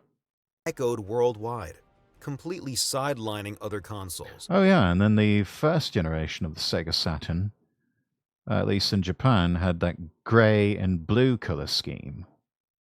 Including the Neo-Geo CD, barely mentioned here and there. They start their massive worldwide promotional campaign, along with Nintendo's Ultra 64, which will become the Nintendo 64. These three titans once again crush everything else. The only way out for SNK is to release their console before the others in the United States, the biggest market. But given the Japanese players' reaction, who are considered more tolerant, to extremely long loading times and the console's price, SNK first needs to find a solution. For months, SNK announces the Neo-Geo CD for Spring '95 in the United States, priced at $400, with 50 games available at launch.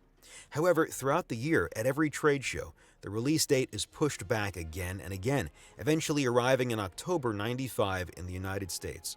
But unfortunately, nobody really cares. Journalists highlight that it's an obsolete console compared to the Saturn and the PlayStation. In everyone's eyes, SNK is a luxury brand, and paying a premium for a less powerful console is out of the question. In fact, players haven't realized the firm's change in direction, now aiming to reach the general public. For them, SNK is too expensive, and they are turning towards the PlayStation. The reason for this delay throughout the year is that SNK America wanted to replace the single-speed CD drive with a double-speed one. However, SNK Japan had produced so many consoles that were not sold, forcing them to take back these consoles to try to sell them in the US. This completely undermined their commercial strategy and the microscopic chances the console had of succeeding in the United States. Despite the success of some SNK games like King of Fighting 95, the year 1995 is an extremely challenging year for the company. The console is expensive to produce but doesn't sell well, and the games also struggle to sell because they are more expensive than competitors' games. However, this is just the beginning of a turbulent period for the company, akin to a descent into hell. Next to last part, the penultimate part, technical knockout. In 1996, SNK Japan, aware of the loading time issue, released a new version of the Neo-Geo CD, the Neo-Geo CDZ. However, unlike the American version where SNK America changed the CD drive to a double-speed one, here it remained single-speed. They aimed to reduce loading times by having a larger cache and a more efficient CD drive, but it backfired. The console had a significant technical problem. It overheated due to the new CD drive, damaging a significant number of these consoles' motherboards. The Neo-Geo CD was a resounding failure because the audience was no longer interested in 2D games, especially 2D games that were several years old. Even though the Saturn and PlayStation had a somewhat challenging start, the release of games like Super Mario 64 marked the beginning of a whole new era. Until then, only fighting and racing games managed to utilize this new dimension effectively.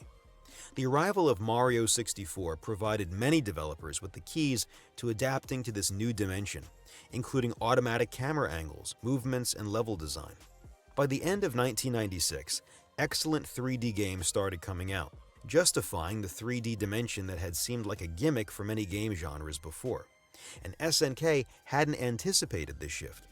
Although 3D games had been in arcades for a while, SNK had consistently produced successful 2D arcade games. Additionally, Metal Slug, released the same year, achieved considerable success, even though it was also in 2D.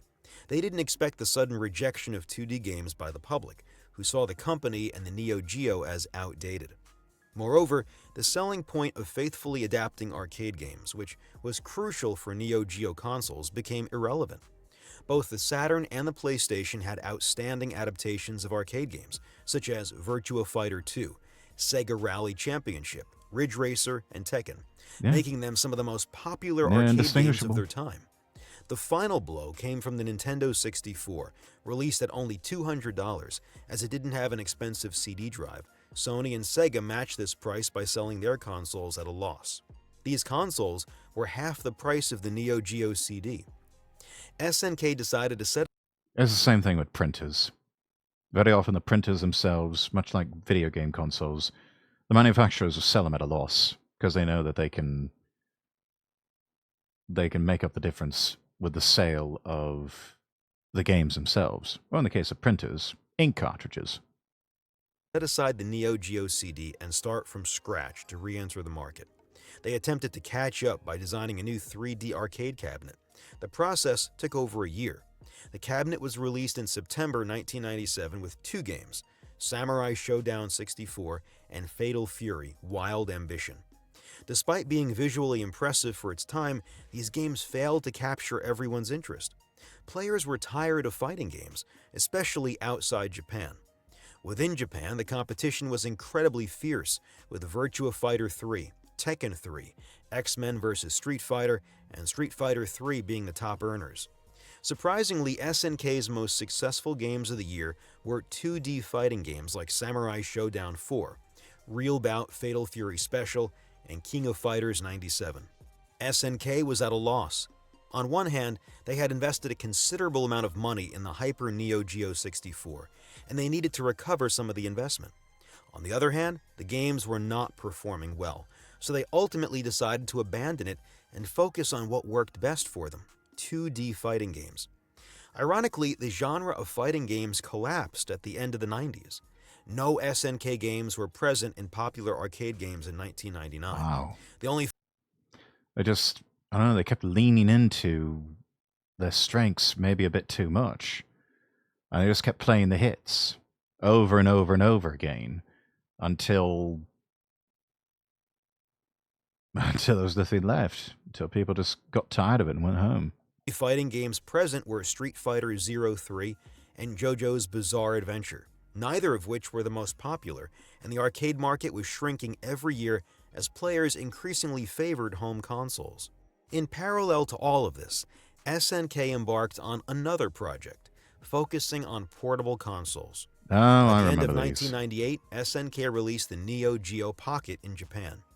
However, sales were insufficient, and after a brief stint in color, the console was abandoned.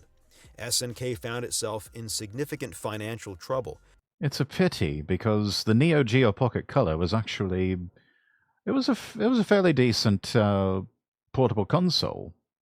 It had some good games, and they even at one point were teaming up with Sega, and you had Sonic games that were available on the Neo Geo Pocket Color. It was actually a fun little console, but it wasn't the Game Boy. It wasn't the Game Boy. That was, at the end of the day, it wasn't the Neo Geo consoles. They weren't Sega, and they weren't Sony, and they weren't Nintendo. So nobody cared.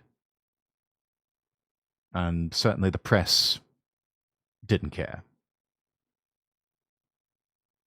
And the Neo Geo Pocket and Pocket Color, it wasn't the Game Boy, so nobody cared. with the Neo-Geo CD proving costly with little returns. The Hyper Neo-Geo 64 being expensive to produce with only 7 games released, and the sudden collapse of fighting games, and the handheld console project failing due to intense competition from the Game Boy Color and the Pokemon phenomenon. Yeah. SNK experienced a genuine descent into turmoil, one from which they would never fully recover. In January 2000, the company's debts became overwhelming, leading to its acquisition by Aruze, a pachinko manufacturer. Aruze, being a massive Japanese Pachinko corporation, company, they're probably flush with cash. saw an opportunity to leverage SNK's strong licenses like Fatal Fury, Samurai Showdown, and Metal Slug in pachinko and slot machines. However, Aruze had little interest in video games. Consequently, for the next 2 years, from 2000 to 2001, SNK released hardly any games, only 7 in total. Before this period, they used to release around a dozen games per year. Moreover, the few games produced during this time were only made to make money on big names like King of Fighters 2000 and 2001 or Metal Slug 3. Amid this complicated situation and Aruze's indifferent management of the video game division, SNK's most talented employees were recruited by other companies such as Capcom, Arc System, Konami, Namco, or even formed their own company, DIMPS. SNK found itself lacking competent staff, making a true downward spiral for the company. New owners just did not care. They're just like, we've got the licensing, we're going to slap it on our slot machines and our pachinko machines, and we really don't give a damn. Well, but can we make some new games? No. What can we? No. But shut up. Only a few years earlier, SNK was among the top 3 Japanese arcade companies, alongside Sega and Capcom. Now it was fading into obscurity. In 2000, Capcom proposed a collaboration to SNK for a new game, Capcom vs. SNK, which turned out to be a huge success. Threw him a lifeline. However, Capcom reaped all the benefits since they developed and published the game. Aruze decided to close SNK America's subsidiary and sold the Neo-Geo MVS rights to Apple, further sinking the company as it lost its revenue from the United States. This proved to be the breaking point for Eiichi Kawasaki, the founder of SNK, who decided to leave the group and establish a new company called Brezasoft. Taking SNK's executives who hadn't left yet with him, Kawasaki managed to continue developing some games for the Neo-Geo, such as King of Fighters 2001. In August 2001, he founded a new company, Playmore, with Brezasoft now as a subsidiary. Simultaneously, Aruze declared SNK bankrupt, and the company's licenses were put up for auction. Brezasoft acquired the King of Fighters license, and Mega Enterprise obtained the Metal Slug license. Through these auctions, Playmore managed to reclaim SNK's intellectual properties and attempted to bring back some former SNK employees, with a few returning to the fold. That could have gone so differently, to where somebody else could have snatched all that up, and any chance of a revival would have just been dashed. However, Aruze continued to use SNK's name and characters for its pachinko machines. Kawasaki filed a copyright infringement lawsuit, eventually recovering a considerable amount of money. With this money, Playmore underwent redevelopment, opening offices in other countries, re-entering the arcade business, and developing new games. In 2003, they even rebranded themselves as SNK Playmore, marking a true resurgence after a descent into oblivion. Wow. Over the years, SNK Playmore... I mean, they can do it.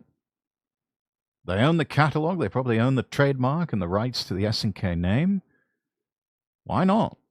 focused on game development, abandoning hardware and reverting to the name SNK. The subsequent events took a bizarre turn as the studio was partially acquired by a Chinese mobile gaming fund, sidelining Kawasaki and using SNK's characters in the firm's mobile games. Later on, it was even acquired by the Prince of Saudi Arabia through one of his organizations. Attempting a timid comeback to the console market, SNK released the Neo-Geo X, a portable console allowing gameplay of all Neo-Geo versions released in 2012. However, it was quickly hacked, leading SNK to halt production only a year after its release. A conflict with Tomo, the company manufacturing the console, ensued, with Tomo ignoring SNK's demands and continuing to produce the console until 2016. In 2018, SNK released a Neo-Geo Mini in the form of a miniature arcade cabinet that could be connected to a television, complete with plug-in controllers and containing 40 games from the Neo-Geo system. It served as a nostalgic reminder for players from that era, recalling the golden age of SNK. The Neo-Geo stands as a unique console in the history of video games, achieving what no one had before: pixel-perfect arcade game adaptations. After revolutionizing arcades with interchangeable cassette-based cabinets containing multiple games, it allowed those with deep pockets to experience incredibly advanced games, incomparable to what was available on other pockets to experience incredibly advanced 1-800-800-NEO-GEO, extension 300. Available at select Macy's, Save Mart, Manhattan Toys R Us, The Wiz, and Video Game Alliance. Most of these are gone, except for maybe Macy's. But then again, who goes to Macy's to buy video games? Advanced games, incomparable to what was available on other consoles at the time. In an era where everyone talked about bringing the arcade home in every advertisement, SNK took that promise seriously and executed it intelligently, avoiding overly ambitious goals and creating a niche they knew how to exploit. While its luxury-oriented market made it less accessible and consequently less popular than the Genesis or Super Nintendo, that's precisely what made it special. The Neo-Geo captivated millions worldwide, and even though it only sold just over 1 million units, it was a console from another world. Importantly, it hosted incredible games developed by its team. What was astonishing when going through all these magazines and this history is that nearly every Neo-Geo game received remarkable ratings. I hardly saw any game scoring below 90 out of 100. Oh yeah, the press loved them. In stark contrast to other consoles. Nevertheless, after an just goes to show you how out of touch the press is from the rest of the world. Exceptional period, the fascination surrounding this console waned with the advent of 3D. Still, thanks to its high-quality games, especially its fighting games, it managed to create an extremely loyal player base. Even today, people continue to play King of Fighters, Fatal Fury, and Samurai Showdown, games that still feature in competitive gaming, underscoring their lasting impact. That's incredible. Additionally, the console was the first to use memory cards, allowing players to continue games started in arcades, something that seemed incredible at the time. The Neo-Geo is one of those consoles where, looking back and delving into its history, you discover a fabulous console, and you are surprised at how much it left its mark, even on such a limited audience. A stark contrast to Atari's Jaguar or the 3DO, for example. It stands as a fabulous console, widely recognized as such. Thank you so much for watching until the end. I sincerely hope you enjoyed this video. As is often the case with less mainstream consoles, I had a tough time finding all the information I needed, but I'm so proud of the result that I don't mind it really hard to source. Feel free to share the video, subscribe, and like. It's crucial and greatly supports the channel. See you around. Sakaru Baguette. Yeah, you know what? We'll give you a subscribe and definitely give it a like. Absolutely. Thank you so much for watching. If you enjoyed this video, don't forget to give it a thumbs up and share it with your friends.